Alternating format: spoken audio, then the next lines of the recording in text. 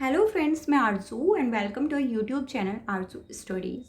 तो आज हम क्लास थर्ड करने जा रहे हैं। पेपर 8 की class first and class second हम ऑलरेडी कर चुके हैं, जिसके अंदर हमने definition, functions and characteristics of speech की है।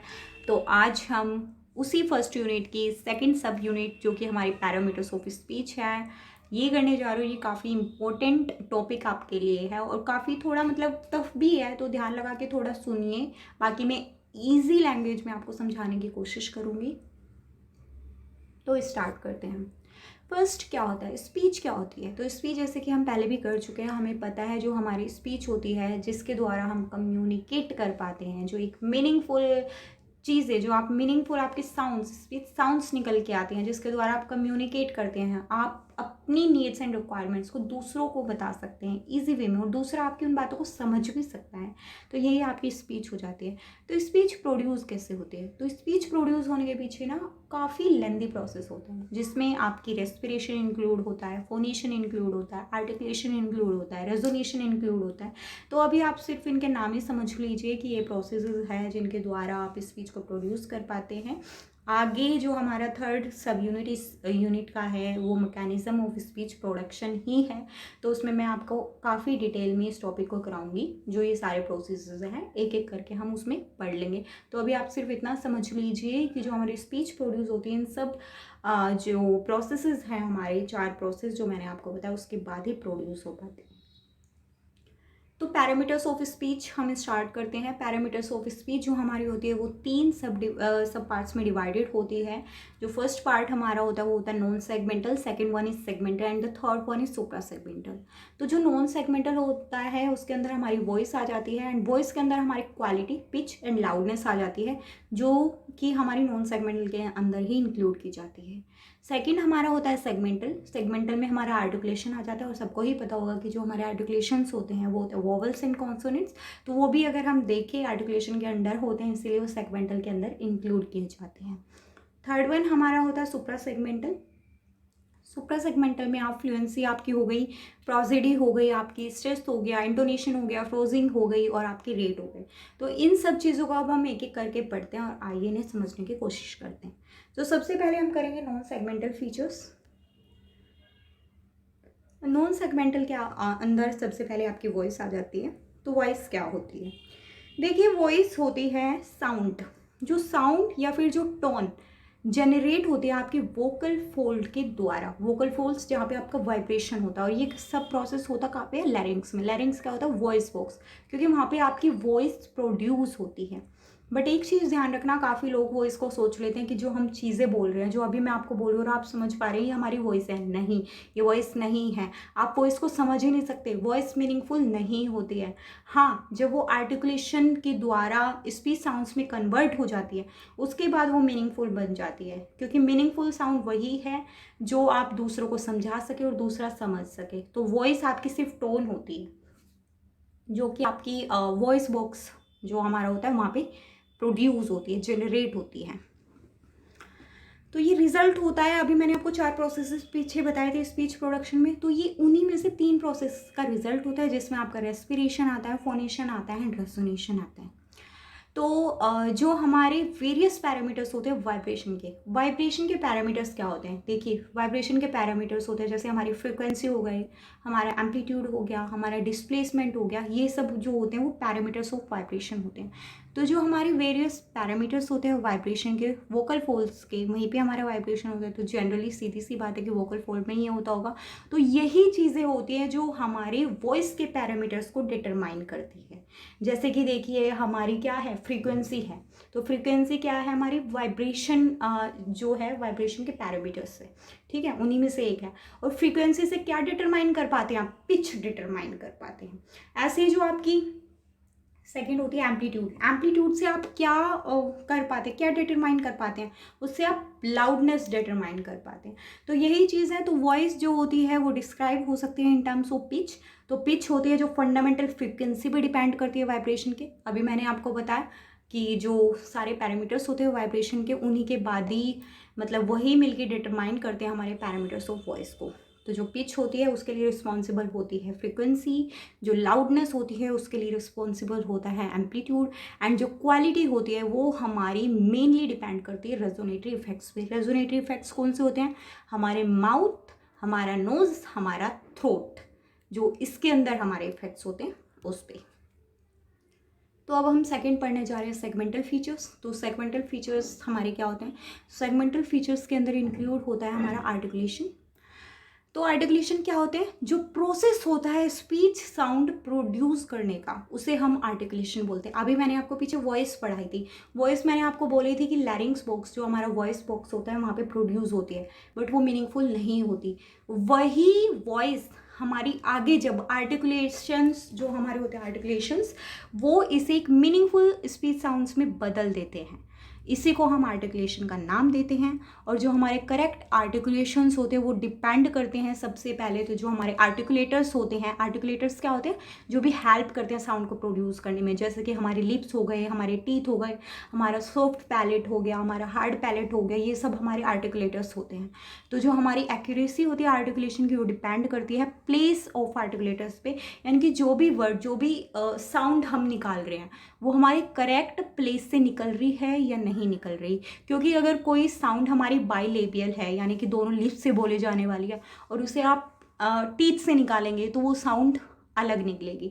तो इसीलिए आप कह सकते हैं कि आपकी प्लेस ऑफ आर्टिकुलेटर्स जो होना चाहिए सही होना चाहिए, टाइमिंग बिल्कुल सही होनी चाहिए, डायरेक्शन ऑफ मूवमेंट बिल्कुल उस पर भी डिपेंड करती है, स्ट्रेंथ ऑफ मूवमेंट पे डिपेंड करती है, स्पीड ऑफ मूवमेंट पे डिपेंड करती है, और साथ ही साथ इन सबका कोऑर्डिनेशन उस पर डिपेंड करती है।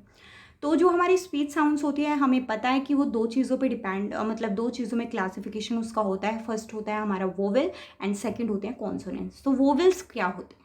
देखिए, वोवेल्स होते हैं जो हमारे अनऑब्स्ट्रक्टेड वोकल ट्रैक्ट से प्रोड्यूस होते हैं। कहने का मतलब ये है कि उसमें कोई भी बाधा नहीं होती है हमारी। जैसे हम किसी चीज़ को लगा ले तो वहाँ पे वो बिल्कुल कोई भी जो एयर स्ट्रीम हमारी आती है रेस्पिरेशन से होके, जो हमारी एयर स्ट्रीम आती है, जो हमारी आगे जाके वो वॉइस बनती है, वॉइस के बाद फिर वो स्पीच साउंड बनती है, तो उसके बीच में हम कह सकते हैं कि जो हमारा वोकल ट्रैक्ट होता है वहाँ पे अनऑब्स्ट्रक्टेड एक वे उसे मिलता है, यानी कि वो किसी भी तरीके से बाधा फील नहीं करती है, डायरेक्टली निकल जाती है। जैसे कि आप कोई भी वर्ड आराम से बोल के देख लीजिए, जैसे वोवेल का, तो आप बोलिए ए आ ई उ, तो आपको आराम से फील हो जाएगा कि यस कोई भी यहाँ पे अनऑब्स्ट्रक्टेड, मतलब कि किसी भी तरीके से इसमें ऑब्स्ट्रक्शंस नहीं लगे हैं। सेकेंड हमारा होता है कॉन्सोनेंट्स। कॉन्सोनेंट्स होता है इनका बिल्कुल अपोजिट। तो यहाँ पे हमारा जो होता है यहाँ पे बाधाएं होती हैं, यानी कि ऑब्स्ट्रक्शंस होता है यहाँ पे। तो यहाँ पे जो हमारा पाथ होता है वो थोड़ा बहुत भी ब्लॉक हो सकता है और वो पूरा भी ब्लॉक हो सकता है। कहने का मतलब वो पार्शियल ब्लॉक भी हो सकता है और वो प्रॉपर तरीके से भी ब्लॉक हो सकता है। तो यही हमारे कॉन्सोनेंट साउंड्स होती हैं। और जो कॉन्सोनेंट साउंड्स होती है हमारे एयर स्ट्रीम जो हमारी ब्लॉक हो जाती है उसकी वजह से एक नॉइजी, लेस मेलोडिक क्वालिटी की ये साउंड्स होती है, अगर हम वॉवेल से इनका कंपैरिजन करें तो जो कॉन्सोनेंट्स होते हैं वो आगे 3 पार्ट्स में डिवाइड होते हैं। First is place of articulation, किस प्लेस से होके वो प्रोड्यूस की जा रही है। सेकंड मैनर ऑफ आर्टिकुलेशन, किस वे में वो प्रोड्यूस की जा रही है। और थर्ड होता है वॉइसिंग।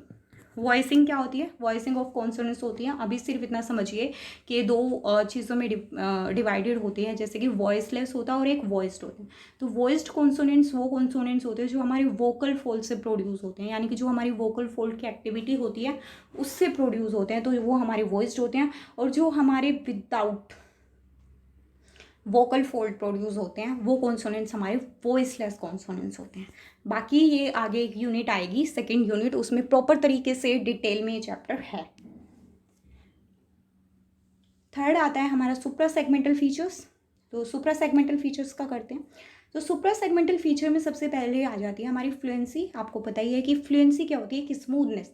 अगर आप किसी लैंग्वेज में या किसी स्पीच साउंड में फ्लुएंट है तो आपकी वॉइस ईजिली दूसरा इंसान समझ जाएगा। और अगर आप फ्लुएंट है तो आप बिल्कुल स्मूथ तरीके से अपनी बातों को कह देंगे, बिल्कुल मतलब आपको फील ही नहीं आएगा कि आपने मतलब कुछ आप इसमें एफर्ट्स लगा रहे हैं, कुछ कर रहे हैं। तो आप कह सकते हैं कि फ्लुएंट स्पीच वो स्पीच होती है जो एफर्टलेस होती है, साथ ही साथ जिसमें आप नॉर्मल पॉजेज होते हैं। आप ये नहीं है आप जगह जगह पे पॉजेज ले रहे हो जहाँ पे लेना भी नहीं है, तो ये आपकी फ्लुएंट स्पीच नहीं होगी। थर्ड वन आपकी हो जाती है ये रिदमिकली होती है, यानी रिदम में होती है और इजी होती है।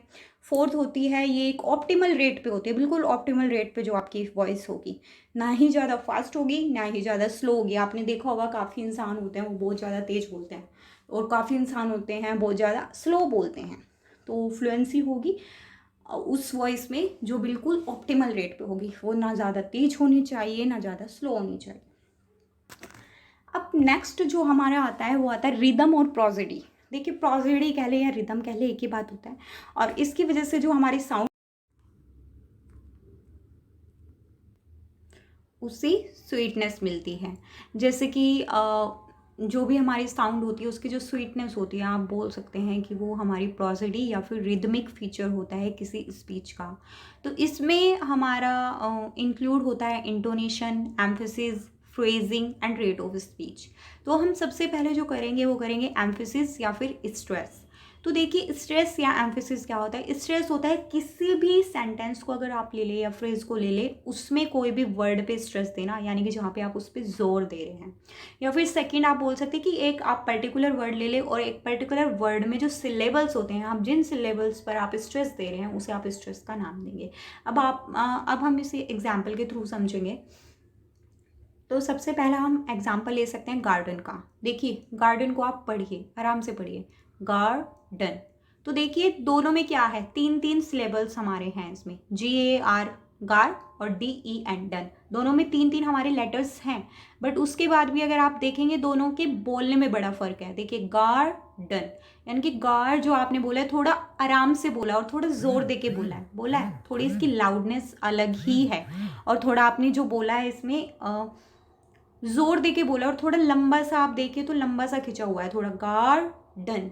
जबकि दोनों में तीन तीन लेटर्स है, बट बोलने की टाइमिंग और बोलने का अगर आप लहजा देखें तो लाउडनेस देखें तो वो थोड़ी अलग है दोनों में। तो इसीलिए जो यहाँ पे हमारा गार वर्ड है उस पर हमने स्ट्रेस दिया है, और स्ट्रेस देने की वजह से वो वर्ड जो होता है थोड़ा टाइमिंग लेता है और उसकी लाउडनेस थोड़ी ऊपर होती है। सेकंड एग्जाम्पल आप इसका ले सकते हैं मीडो वाला, मी डो। तो मीडो में भी देखिए तीन तीन होते हैं, बट मी आप आराम से बोलते हैं और डो आप बड़ी जल्दी बोल देते हैं। तो यहाँ पे आपने जो स्ट्रेस दिया है वो मी को दिया है, ठीक है। ऐसे आप और एग्जाम्पल्स ले सकते हैं, जैसे कि ह्यूमिडिटी का आप एग्जाम्पल ले सकते हैं, ह्यूमिडिटी। तो आप ह्यूमिडिटी अगर बोलेंगे, आराम से बोल के देखिए, ह्यू बड़ी जल्दी बोला आपने, ह्यूमिडिटी। तो मी पे यहाँ पे स्ट्रेस दिया, तो यहाँ पे जो आपका स्ट्रेस होगा वो मी पे होगा। ऐसे ही थर्मोमीटर में जो स्ट्रेस होता है आपका वो मो पे होता है। बोल के देखिए, जब भी प्रैक्टिस से आप समझ पाएंगे कि स्ट्रेस क्या होता है।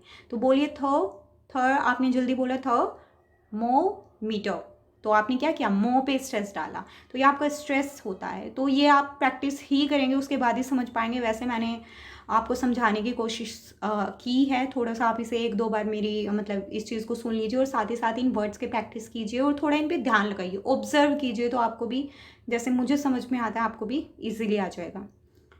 नेक्स्ट जो हमारा होता है वो होता है इंटोनेशन।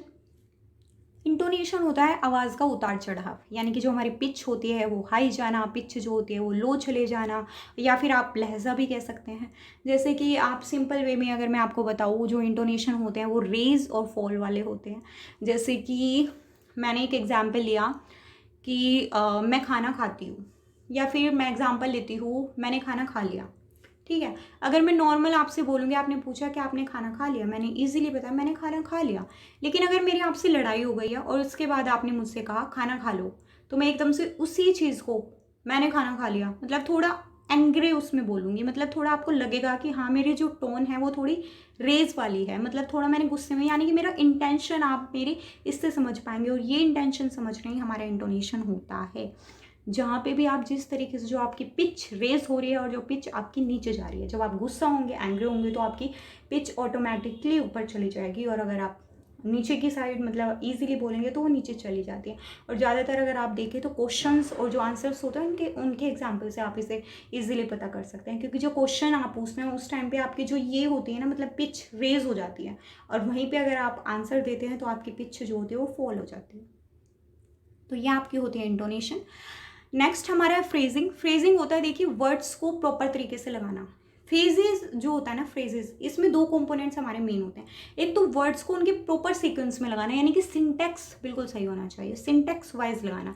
जैसे मैंने कहा गीता खाना खाती है, ठीक है, तो मैंने गीता खाना खाती है सही लगाया, लेकिन अगर मैंने लिख दिया खाना खाती गीता है, तो क्या ये सही है? नहीं है। तो वर्ड्स को प्रॉपर सीक्वेंस में अरेंज करना हमारा होता है। और सेकंड चीज़ इसमें आती है पॉजेस लेना, राइट टाइम पे पॉजेस लेना। जैसे हमने एक सेंटेंस पूरा किया, हम वहाँ पे फुल स्टॉप लगा देते हैं, या फिर हिंदी में हम उस पर पूर्ण विराम लगा देते हैं।